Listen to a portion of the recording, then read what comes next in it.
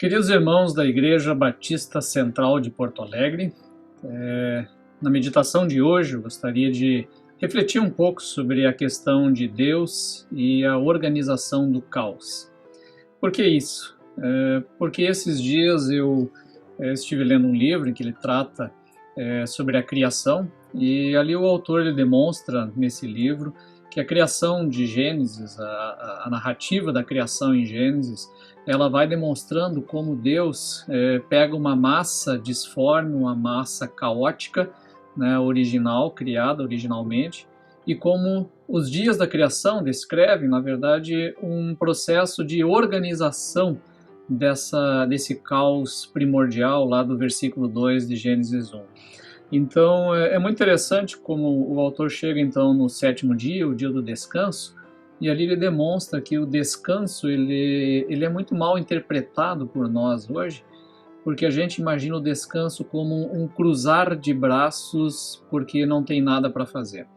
E na verdade o descanso ele não é isso, o descanso de Deus não é esse, porque inclusive Jesus diz que Deus continua trabalhando até hoje, né? O descanso de Deus, na verdade, é quando Deus está dentro da criação, ele está assistindo a sua obra e vendo que ela está funcionando bem e que ela está dentro de uma organização, dentro de um projeto concluído. E Deus está ali, então, agindo e usufruindo desta organização e desta vida por ele produzida. Então, é muito interessante essa questão do descanso como estando dentro de uma organização que permite a vida e a reprodução da vida, justamente dentro da perspectiva do resto da Bíblia, do Antigo Testamento principalmente, quando se diz que Israel entrou no descanso em sua terra, ou descansou dos inimigos ao redor. Significava o quê? Que eles estavam podendo viver bem, que eles estavam podendo trabalhar bem, que eles estavam podendo ter organização na sua vida e ter perspectiva de progresso e de tudo aquilo que é inerente às nossas expectativas também de felicidade. Então, esse descanso de Deus, esse descanso, ele não é ausência de trabalho, pelo contrário, ele é uma situação de atividade, mas atividade dentro de uma organização, mantendo o caos longe, dentro de uma perspectiva de crescimento. E o que nós vivemos hoje é exatamente o contrário disso, né? Uma pandemia e uma situação de doença no mundo inteiro, ela traz justamente o caos, ele tira tudo de centro, ele tira tudo da organização natural da vida e das coisas. E essa é a crise que nós vivemos, né? Nós estamos no meio de um caos, a gente não pode ir para a igreja, a gente não pode ir para o trabalho, em muitos casos, né?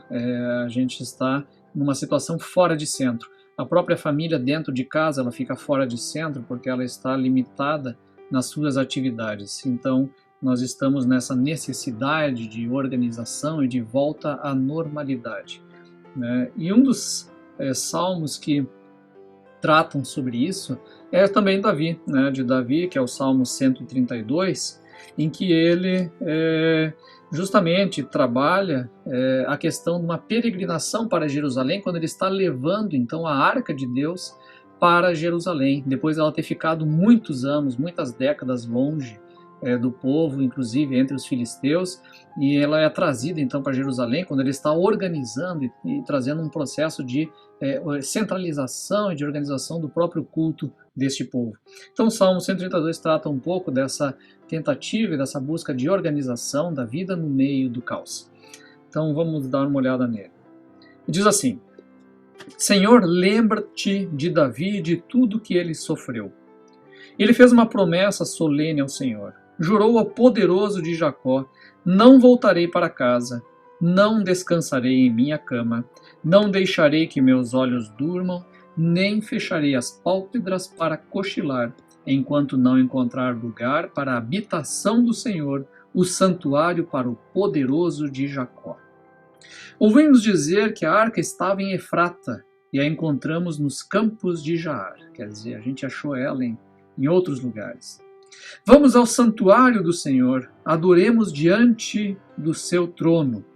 Levanta-te, Senhor, e entra no teu lugar de descanso, junto com a arca, o símbolo do teu poder. Ou seja, Deus venha e entre no descanso, entre para esta situação de organização, onde Deus vai estar no meio de nós. Que teus sacerdotes se vistam de justiça, que teus fiéis cantem de alegria, por causa do teu servo Davi. Não rejeites aquele que ungiste. O Senhor fez um juramento solene a Davi e prometeu jamais voltar atrás. Colocarei em seu trono um de seus descendentes.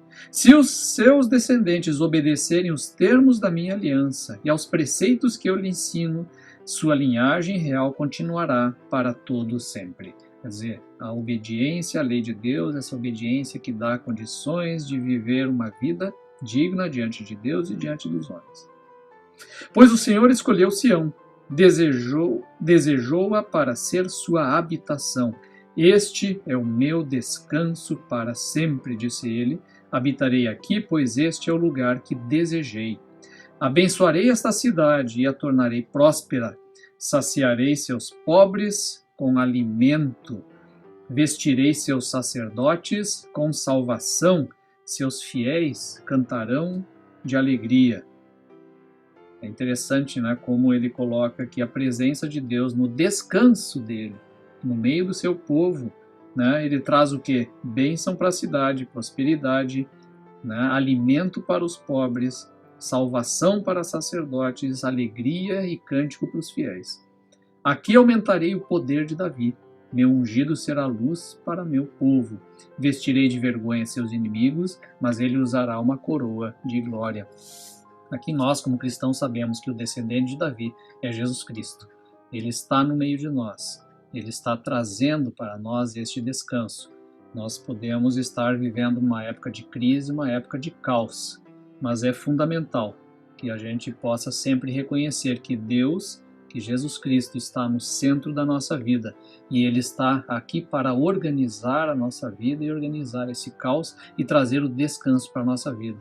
Então, enquanto a gente está passando por essa dificuldade, que a gente possa buscar manter esta organização e esta paz por dentro, aguardando que Deus permita e Deus organize de novo o caos que está fora, que está no exterior, que está fora de nós. Então, possamos aguardar e esperar que o Senhor faça a sua obra.